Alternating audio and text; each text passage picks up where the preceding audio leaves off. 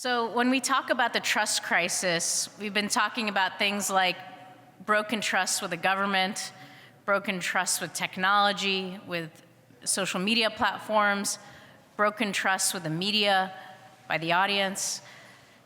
There has been broken trust on many levels, but one thing that we haven't talked about yet is broken trust on the family level, and it goes right down to our families. I don't know if you all have seen this. I have. The political divide has cut down to our relationships with our siblings, our parents, our cousins, our family members. Gillian Laub, a renowned artist and filmmaker, has captured this emotional divide, the psychological and political language of her family in a recent monograph named Family Matters.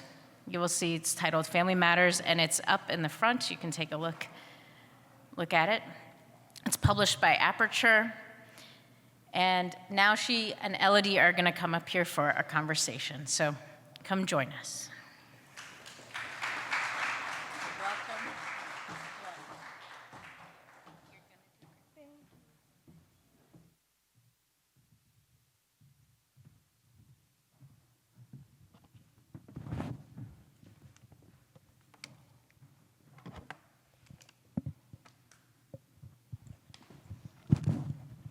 Wow, we're here. Thank you for having me. No, it's such a pleasure to have you here. And I know it's been a long road, Gillian, because when you and I first talked about this project, we were at the National Geographic seminar, and it was before the 2020, it was before COVID. Right. Yeah. And it was before, obviously, the election, and you shared with me what you had been documenting, and also how scared you were about the work you had been doing, and also about whether you weren't sure if you were going to put it out in the world. And you know, we're extremely grateful that you have, and I just can't wait to hear more about it, and have you walk us through it. Okay. So yes, it took me many nights of not sleeping, and I really didn't. I had such apprehension about publishing this work, but I realized that this was a story that so many people were dealing with, and that became more important to me as time went on. It's almost like I had a support group of friends and strangers that became friends who were sharing kind of my secret as well. And I thought it was important to share that. So I'll give you kind of like the background of what led up to the past 4 years and led up to eventually the publishing of this book. So I had been photographing my family for 20 years, over 20 years, but really it's been a personal project to me. So this is my grandfather, Irving, and we're here on the beach for celebrating his 85th birthday in Florida. And really the pictures that I was making of my family back starting in 1999 was really for myself and kind of navigating myself within my family, who I love deeply. And you know, as I was kind of making my way as an artist, figuring out where I stood in the world, photographing my family was kind of like part of that, forming my identity, seeing where I fit in, where I didn't fit in, and where I came from, really looking at that. So this is one of the first pictures I made of my grandfather in his vegetable garden. And I called him the Jewish Buddha. Never, ever, ever said a negative, bad word about anyone. I've never heard anything come out of his mouth.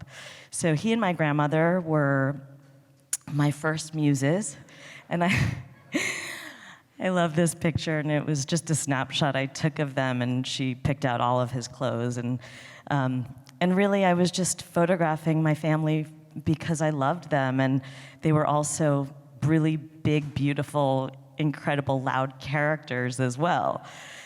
So this next picture is my grandfather helping my grandmother out of the car with my great aunt and great uncle. This is a recreated snapshot that I made, and I'm gonna give you the book. There's so much text. Ooh, sorry. The text is, okay.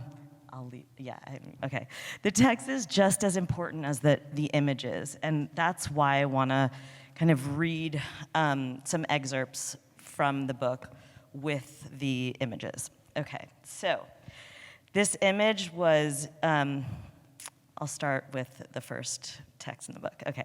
One winter afternoon in 1999, when I was a student at the International Center of Photography on Manhattan's Upper East Side, I was taking a cigarette break with classmates. One of them, a Norwegian guy who was working on a project about capitalism, pointed to some people on the sidewalk walking in our direction. "Look at those vulgar women in their fancy fur coats," he said. I nodded in agreement at the lavish-looking pack, many of them with lipstick so bright we could see it from half a block away. But as they came closer, a terrible realization struck.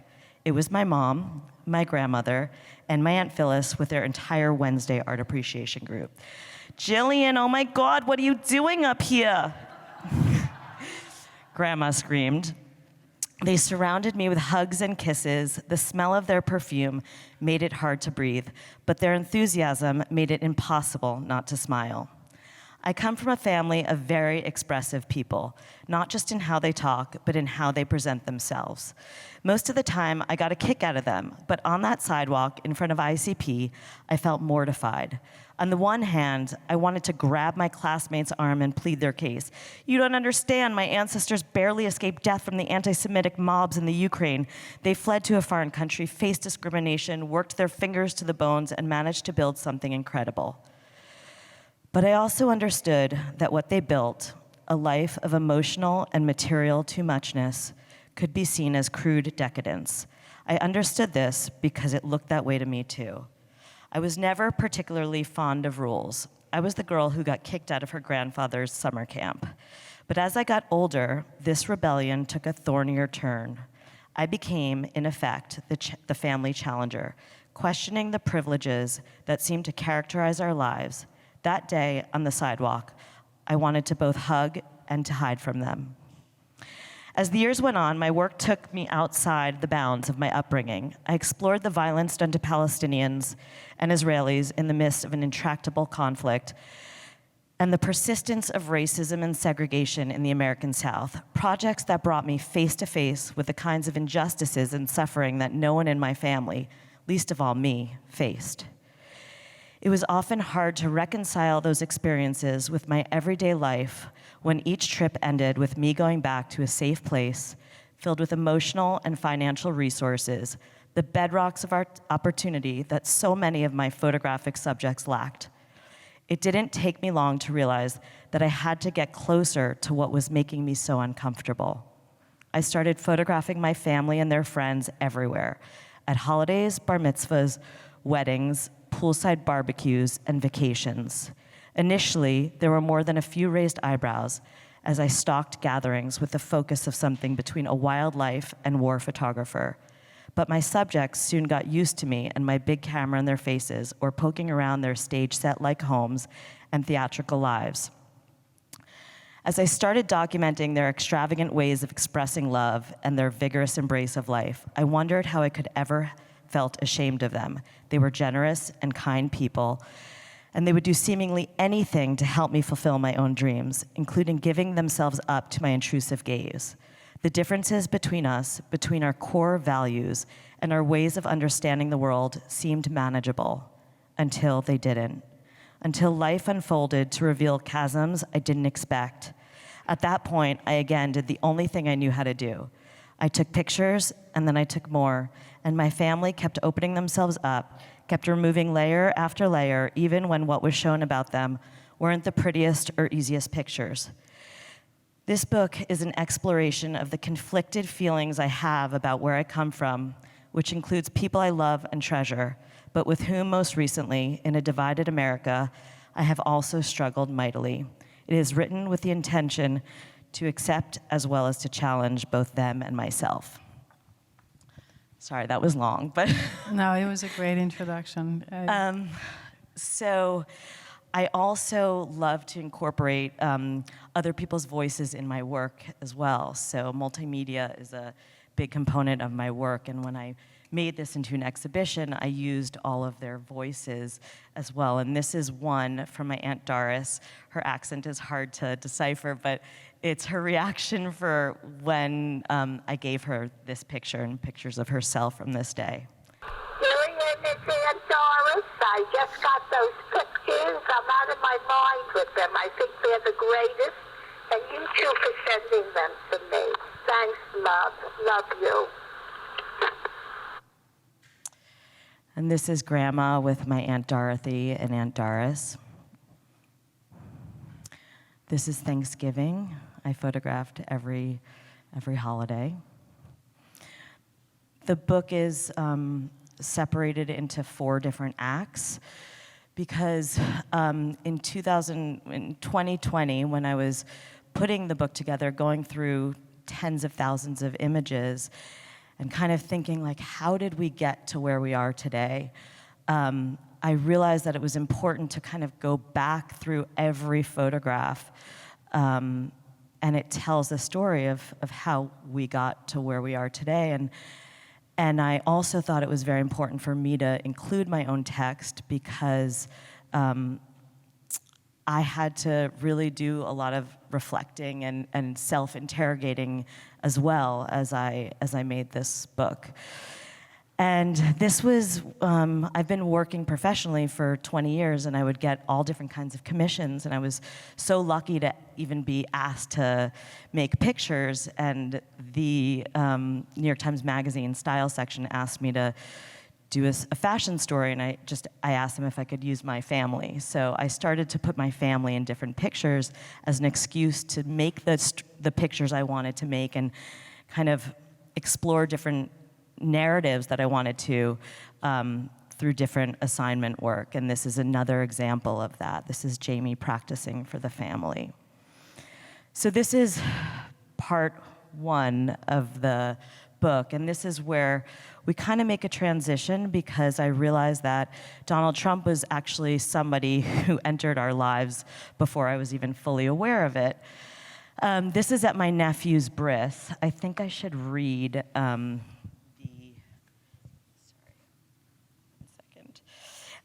so this is. My sister Allie has 3 sons, each of whom had a ceremonial circumcision with a party afterward. I, the proud aunt, photographed every one of them. I would stand up close with my camera while my father held the baby and the rabbi held the knife. My sister would be on the other side of the room crying. My 2 oldest nephews had their bris ceremonies at synagogues. The youngest was held at the Trump National Golf Club in Westchester. For decades, my father wanted to join one of the storied Chappaqua clubs near our house, but at the time, Jews and Black people were decidedly not welcome. When the Trump Club opened without restrictions, my father joined right away and became a proud, long-standing member. The only requirement was having enough money to join. And this is a chapter in the book where I'm not going to get into it, but it's the trials and tribulations of trying to plan a wedding when you want a quiet, small wedding your husband wants a quiet, small wedding in the woods, and your parents are insisting on a big, traditional Jewish wedding. So this is the wedding planner with my parents.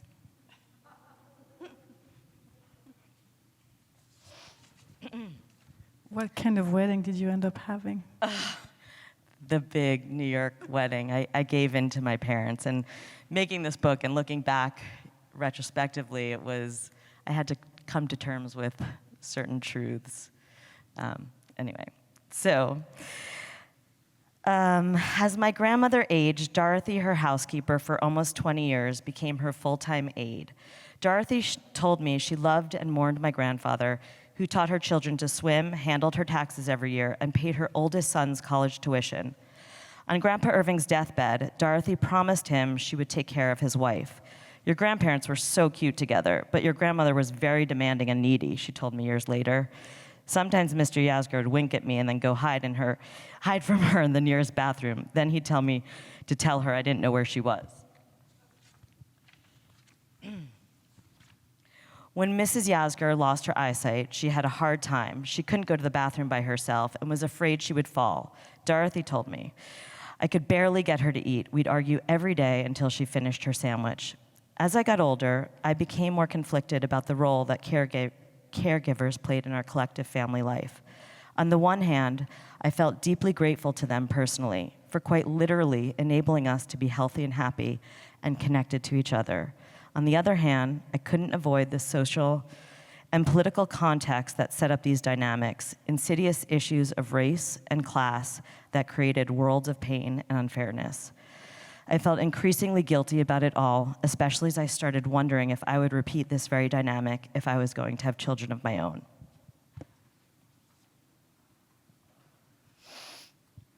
And this is my grandmother with my first daughter, Shiloh. And then in 2016, I gave birth to my second daughter, who had a heart condition, and I'm in the cardiologist's office the first week of her, of being alive, and this is the message I get. He's going to make America great again. Watch and see. So it's hard because sometimes, like, it's either you cry or you laugh. So sometimes it's so comical, it's just it's so outrageous. But so 2016 is when I really went through a true crisis because I, had a child whose health was precarious, and I had postpartum depression, and my whole family became part of the cult of Trump. And when I told my sister I wasn't going to come to Thanksgiving holiday, that was just unheard of. That I don't think I ever missed a Thanksgiving since I was born, and I photographed every single one. So, I'm going to go back to this one. But I ended up going to Thanksgiving. This was my place seating. That was meant to be a joke, but that was my place seating. And this is the message my sister left me when I told her I wasn't going to Thanksgiving. Gillian, seriously, you've got to cut the shit.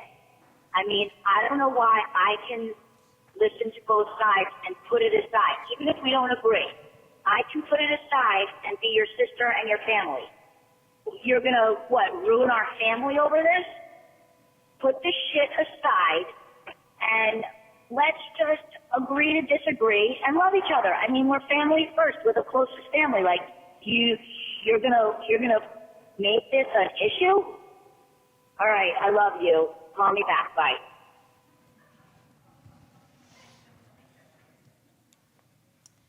So I'll go back to this picture. So this picture, I made a portrait of my mother in her living room, and I didn't show this picture to anyone for a while because it was hard for me to even look at. And I think of all of these pictures really as Rorschach tests, because it's so interesting how one person can look at this and think one thing, and another person can think of it and feel something totally different. So that's what's been so interesting to me. My mom really likes this portrait of her. My cousin can't even look at it. It's been fascinating to make this work. Yeah, my question there is that, when you said I didn't look at this picture for a long time, has time shifted your perspective on that picture, for example? I think that's what's so interesting about images, that it's always shifting. Every time you look at a picture, it has another meaning. It's really where you're at mentally that changes how you respond, and I think that's with everyone. So, yeah, I'll read you what. Am I reading too much? Is the reading okay? Okay. No, Are you it's sure? great. Okay. Okay. So I'll try and edit what. but this is next to my mom's page. I tried to reach my mother woman to woman, but it just never worked. I appealed to what I thought were the values she and I had always believed in, which had always been our priorities. This man was gross, I said.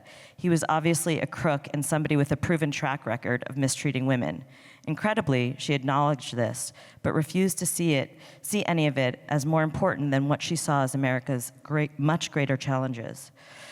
She said she didn't want bad people coming into the country, that Trump was going to be good for the Jews, that he would protect our economy from the leftists who wanted to abolish capitalism. And oh, wasn't Melania just the picture of elegance and beauty?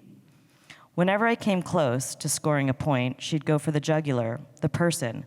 She would argue that the only reason I could afford to have the views I did was because of everything they gave me, because I had been shielded from the hard realities that, she asserted, were the ultimate challenge to my progressive views. It was as if somebody had replaced my mother with one of the anchors from Fox News. Joining me in my frustration was my mother's closest friend, Bonnie, who hated Trump more than anyone I knew. In 2015, Bonnie's husband of 50 years and my father's closest friend had died suddenly. In that moment, my parents became not only her family, but her lifeline. It's too threatening for me to really argue with or confront your mom, Bonnie told me, explaining that she felt afraid that if she heard more of my parents' justifications for supporting Trump, it would make her feel too distant from them. But I just can't come to terms with the fact that they just adore a racist, sexist, misogynist. I mean, a cruel person. My mother, for her part, couldn't come to terms with us, the people against Trump, who would rather see the country fail than see him succeed, she told me. I think that's sick. Her words.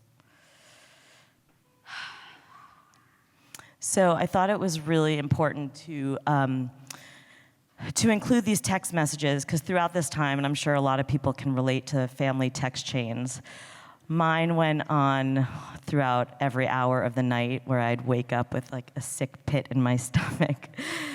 And in the exhibition, I have it's many minutes of these rolling text rants and fights, and I think that they're really important to the narrative, but I did have a lot of, I was very torn on whether to include them for ethical reasons, because I didn't ask permission to include them. But I took that, I knew if I asked permission, no one would want them to be published. But I was very careful on what I did publish, but I thought that they were incredibly important to my experience. What was the reaction once they saw that the texts were published? I think it was hard for people and important for people to look at the role that they took in this and how toxic and hurtful they were. And I think ultimately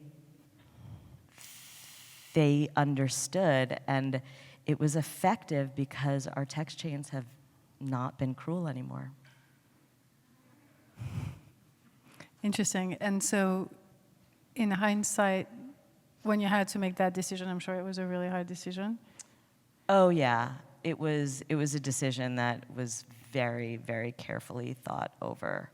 And, you know, I chose what I wanted to publish, obviously. It wasn't anything that I thought would hurt anyone. I would never do anything. The biggest challenge was, how do I stay true to me and the work that I want to put out there and the truth without hurting anyone? And that was the biggest tension I had throughout the whole process of making this. Right, and that's also sharing, you know, I think what a lot of people had experienced in either Facebook groups or text chats and things like that. So in some ways, it's extremely personal to you and your family. It's also a very universal experience at that particular juncture. Yeah, that's why I felt strong about including it. So this is a picture of my nephew's bedroom. Originally, my nephew, when I made a portrait of him in his bedroom, and he was 17, and I interviewed him. And years later, when I was going to publish the book, I showed everyone in my family the photographs, and he really didn't feel comfortable with me publishing the picture with him in his bedroom. So it killed me because I thought it was a really strong and powerful picture, but I had to respect his wishes, and I, again, didn't want to hurt him and knew it could have implications on his life. So we compromised, and I published this still picture of his bedroom. So this was, I was in DC to photograph and film the Women's March, and this is my parents at right before the inaugural ball. And it was just like playback and deja vu, because I'm here in the Watergate Hotel, and there's clearly a lot of women there at the bar behind me who are there for the march the next day. And you know, I'm photographing them, and somebody comes over to me and like, ugh, who are those people? I was like, oh, they're my parents. So, yeah. This is a photograph of my sister and my daughters and her son in a mask. And again, it's like a Rorschach test. You know, this is, you know, what you would see going on at her house. And then when she sees the picture, and she's like, why are you making us look like, you know, right-wing psychopaths? I'm like, well, no.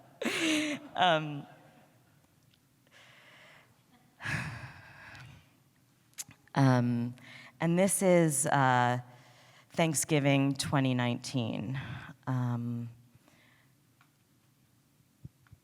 This is my cousin Violet, and I just wanted to read. Oh goodness. Okay. Well, I don't have her passage, but I thought she was kind of an amazing other voice, like the next generation, and she's the same age as my nephew.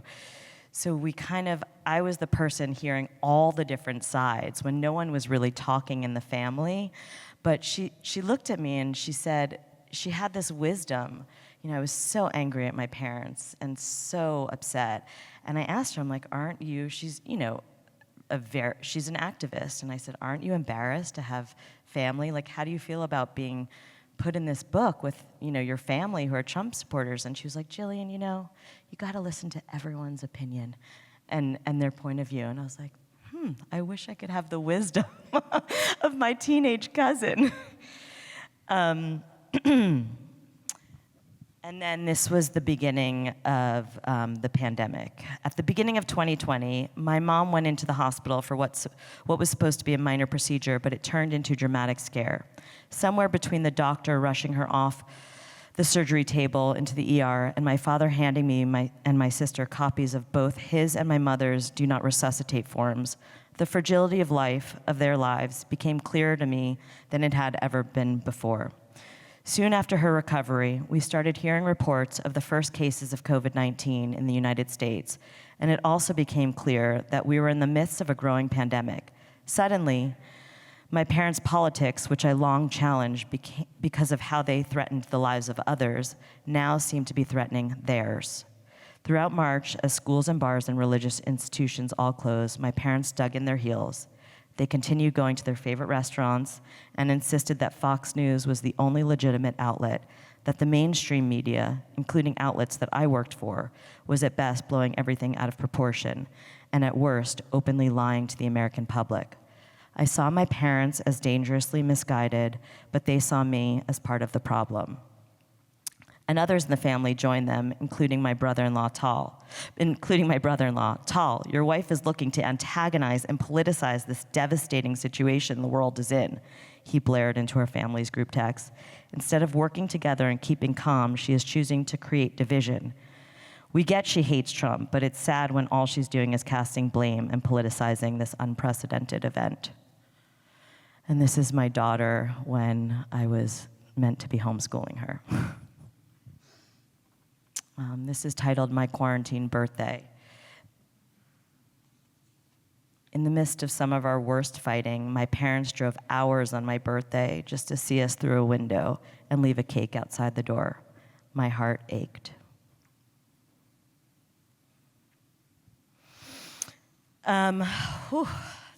This photo. So in the summer of 2020, I'm just going to give you the context around this because it's both hilarious and also terrifying. So I was commissioned to photograph Mary J. Blige, who was somebody whose music I grew up on and was like one of my heroes. And the shoot almost got canceled because there was nowhere we couldn't find a location that was safe to shoot in. So of course, my parents came to the rescue and they allowed me to photograph in their backyard. And it was a great day. And because the pandemic, I was happy no one could come into the house and actually see pictures, the framed photographs of Trump. And Mary J was like, oh, your family is so generous, and thank you for letting us shoot here. I brought a bottle of wine for your parents.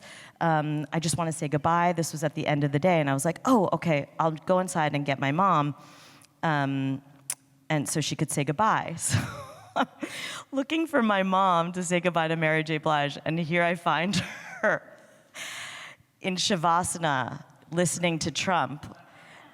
And she has her eyes shut, but she knows I'm there. And she wore a mask because she knew I was in and out of the house.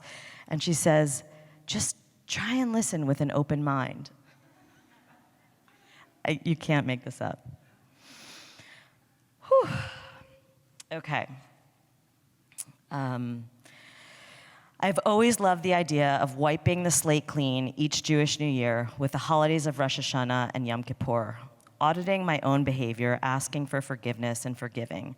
But I'd never needed it as badly as I did in the fall of 2020. I neared the holidays with a sense of excitement and anticipation. As we gathered to break the Yom Kippur fast outside in my sister's backyard, my mother, seemingly out of nowhere, blurted out, I'm so nervous about tomorrow. I hope he does okay. The first presidential debate was the following night, and she was worried about Trump. That's what was on her mind at that moment. I was about to explode at her, but remembering my resolution, I did what Jews do when we're not arguing. I ate.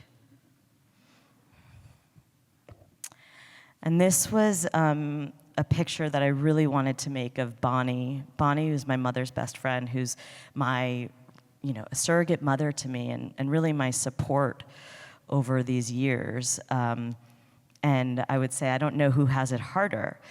She would say to me, I don't know who has it harder, her best friend or being her daughter. So a few weeks later, I was at my parents' house when Bonnie, my mom's Trump-loathing, Joe Biden-supporting friend, came to visit. At one point, she and I snuck away for a chat. The last 4 years have been a fucking nightmare, Bonnie told me. I've never hated a living person as much as I hate Trump and what he's done to our country, but it doesn't change my feelings for your mom. I love her. I depend on her. I just don't understand. I don't get it. Everything he stands for, she hates. But I guess he has her with the fear stuff. And this is my daughter, and these are the signs we collected and she put up in her room on November 7th when everyone in Brooklyn was like dancing in the streets. And she confided in me that day. She said, like, I'm really embarrassed to let people know at school, that my grandparents voted for Trump. Like, he's such a bad man. How could Mana and Poppy? She's so close to my parents. So part of this process was really also trying to educate. My family thought I was indoctrinating my kids. So it was this whole tension between, what, and they were not wrong. So I had to take responsibility too of my part in this. And I didn't like who I was becoming and the anger that it was inspiring in me. It didn't feel like me. So it was this was a chance to really kind of check myself and how I wanted to, model behavior for my children. And this is the last picture in the book, and I'll end here. I found a letter written to me by my father's father, Grandpa Joe.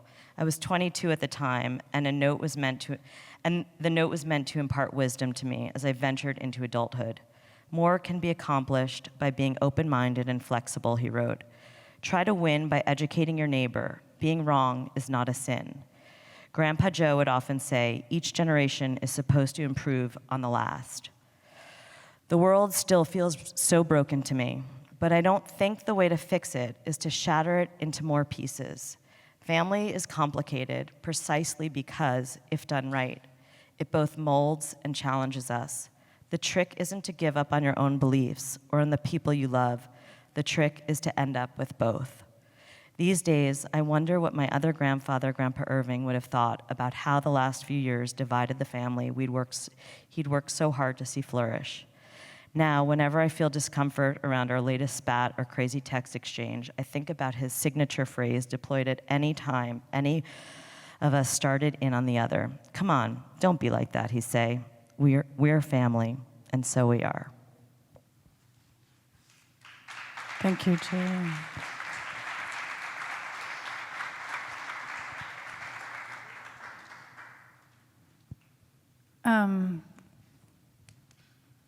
It's amazing that you were able to document, this moment and all the pain and a lot of the love too that was going through this process. What was your thinking? It's one thing to do it for yourself as you are processing these feelings and trying to keep your own record for your own family. And I think it's another thing to put that in the public eye, and you and I discussed that at the time at National Geographic before the elections. But do you want to talk a little bit about that process and also what it's been like since going public with the book and the exhibition? So, like I said before, I had so many doubts. I still get so nervous when I talk about it. It's not easy to share this story. It's also, I'm passionate about telling other stories that I find important. I never did self-portraiture. I was never focused on telling my own story. But what I realized is that this is so many people's stories, and although people may not relate to my particular type of family, there's something in it for everyone, and that's what I have witnessed, and more so in the exhibition, because it was so interesting seeing families come in together, and parents and children, a lot of teenagers who had not talked to their parents, and their parents read about it and brought their kids there. And this one boy, he was crying, and he was like, thank you, you gave me the way to talk about this, So that's when I was like, okay, I did the right thing. I made the right decision. But it was not without massive fear and trepidation. And what was the collaboration like with your family in this process of, not just doing the work, but publishing the work as well?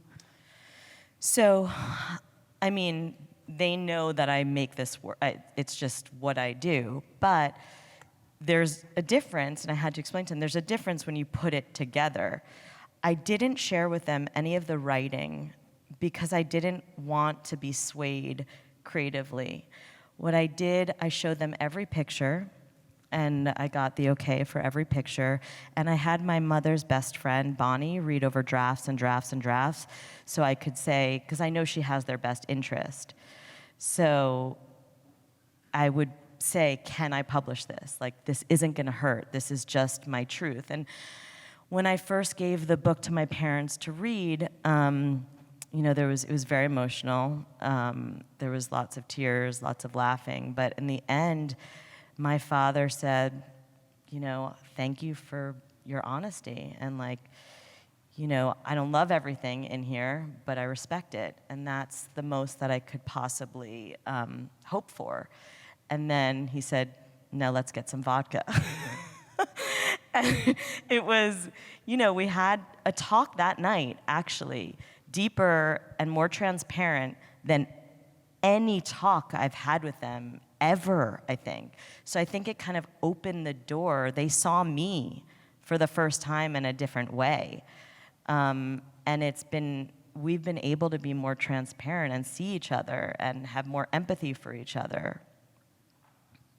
So less, you know, and as you mentioned too, less back and forth on messages, and it feels like there has been a certain amount of healing in it, not that you would necessarily, you know, get them to change their points of views. Yeah, this isn't about trying to change anyone. Like, I gave up on that. They gave up on that for me. You know, I think that they were just as disgusted with how I was treating them as I was with their views. So it's really just about accepting and respecting. Like, we can't, everyone comes at their choices and opinions from a different point of view, a different lens, a different life experience. And some of it's really hard, but I have to accept it. We're about to get into another election cycle, and I'm just wondering, you know. Terrified. I'm just kind of enjoying this quiet moment a little bit. I mean, not exactly quiet, but quiet with them. Thank you. I want to make sure that we get a chance to open up for questions from the audience as well.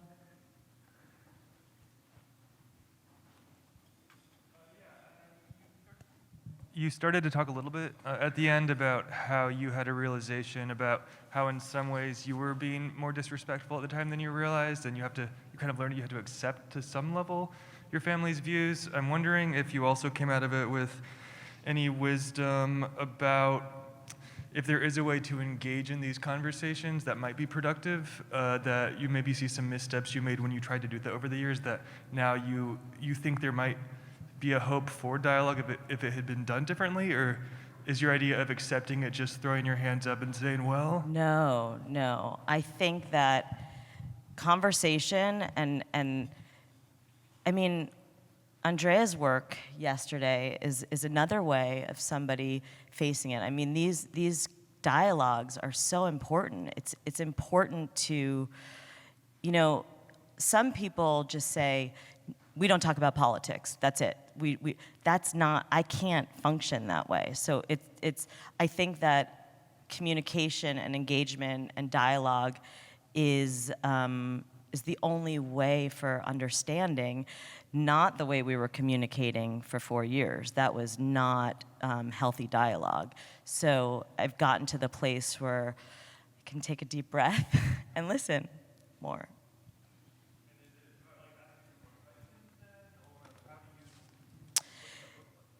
It looks like a lot of dead ends, but at least you know, trying to, dead ends in the sense that we just need to agree that we really disagree on these issues. But there are so many it's not black and white. There's so much nuance. There's so many things that, commonalities and things that do bring us together, and there are certain things you're not going to agree on everything.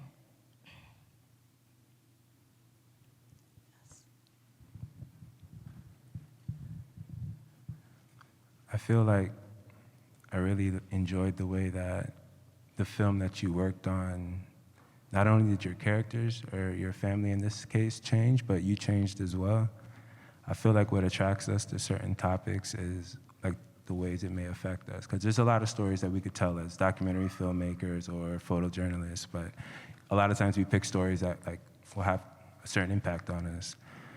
I'm curious, with like the election and like politics, there's only really two options, you know, Trump and Biden in the case of this film.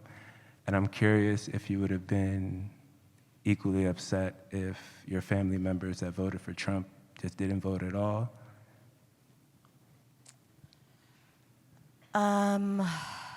Yes, there were some people that didn't vote as well, and I thought that was basically giving a vote. But again, I realized it's not my place. Like, there was a lot of self-reflection, like, it is not my place. I am responsible for my behavior and the behavior that I want to model for my children and my place in civic society. I cannot control what other people are doing. And me judging what they're doing, which I was so judgmental for, what is that doing for me anymore? And it just creates more tension, more division, so you can only do the best that you can do. This is the conclusion I came to. So yeah, I have so many disappointments, so many things that I'm upset about, but at the end of the day, I'm responsible for myself. And I can't control what other people are their choices.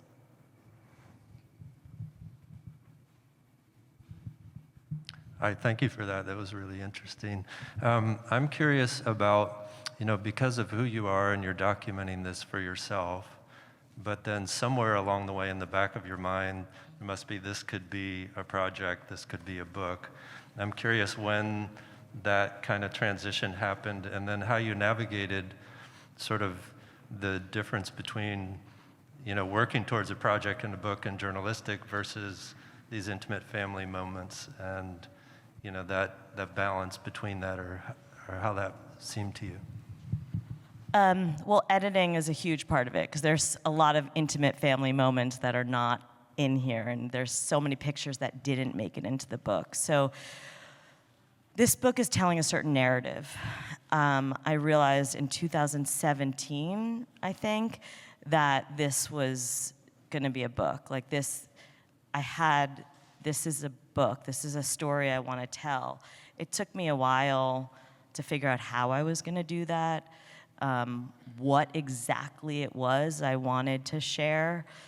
But it was really, I guess I'd been doing this for so many years. Instinctually, I knew that there was something there. And that's also something that I think is really important to share with people, is like, follow your instincts. Like, I had no idea these pictures sat in drawers for decades.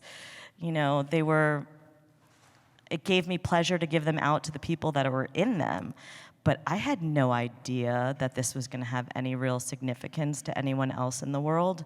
So again, I just think it's really important to not always, think about what the final outcome is, and it's really about the process and following your gut of what you think is important to say or do.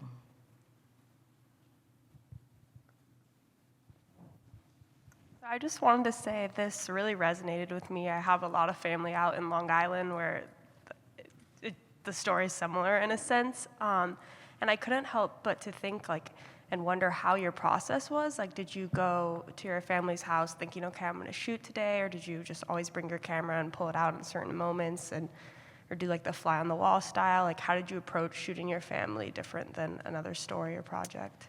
So through the years, there's a lot of family gatherings, a lot of milestones. So I would always have my camera, and I'm the family. I document everything, all the holidays, the births, the deaths, everything. So that was just part of what I did. When it was the pandemic, it was also I had a very strained relationship. So it was almost like the camera became the reason to see my family and to make a picture. So the relationship between my family and photography shifted in 2016. We have, I think, one last question here. So 2 last questions. All right. So this is more a question of sort of photography in general. You said you included text messages in there, which I actually find really interesting.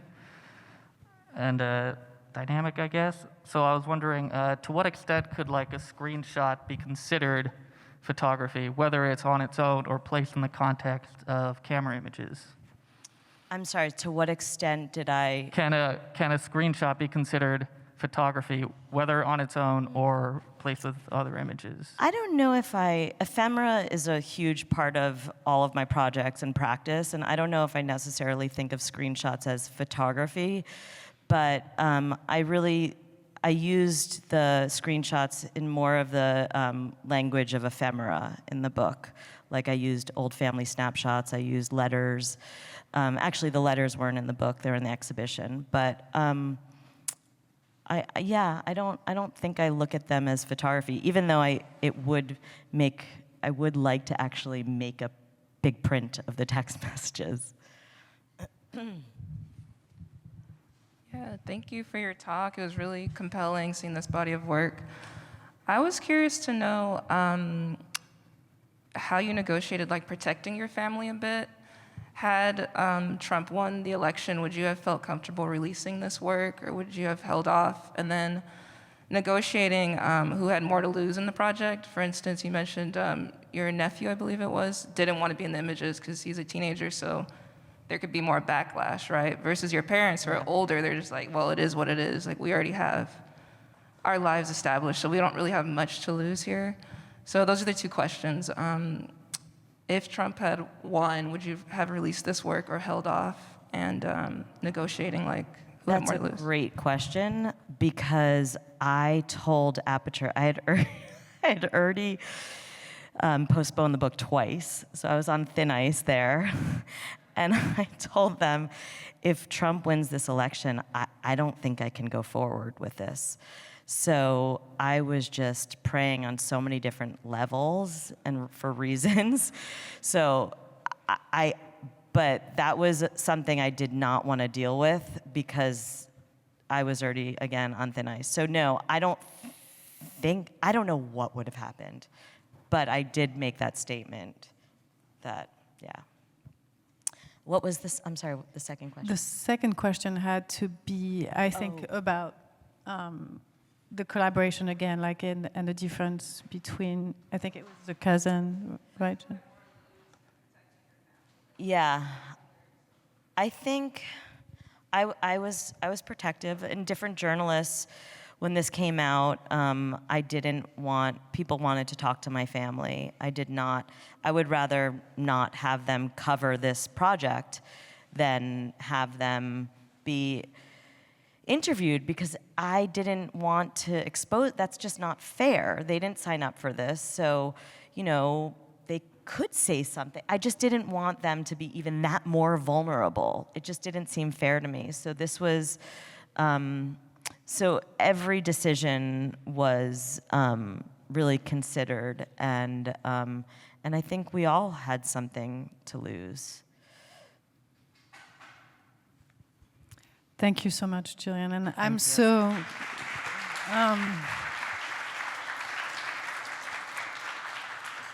thank you. Grateful that you shared this work, and also for all of your vulnerability and the trust that you have put in us and the world to see this work. So thank you for that. Thank you. Thank you for letting me share.